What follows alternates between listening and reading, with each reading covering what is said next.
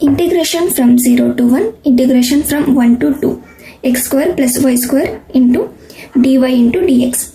First equation with respect to y integrate ಮಾಡಬೇಕು. So I equals to integration 0 to 1, integration 1 to 2, x square plus y square into dy into dx. So I equals to integration 0 to 1, integration with respect to y ಮಾಡಬೇಕು. So integration of x square with respect to y, x square to y plus integration of y square with respect to y power 3 divided by 3 from limit 1 to 2 into dx. Now I equals to integration 0 to 1 limit ನ substitute ಮಾಡೋಣ y place ಅಲ್ಲಿ.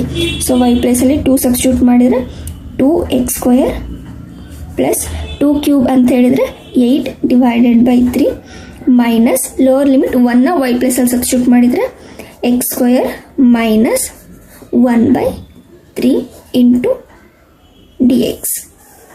So now I equals to integration 0 to 1 2x square minus x square ಅಂತ ಹೇಳಿದ್ರೆ plus x square plus 8 by 3 minus 1 by 3 3 common 8 minus 1 7 into dx. So integration with respect to dx.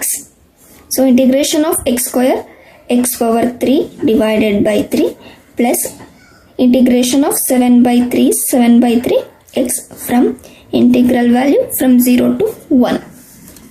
So now I equals to x plus ಅಲ್ಲಿ 1 substitute ಮಾಡಿದ್ರೆ 1 cube value 1 plus 7 by 3 into 1 7 by 3.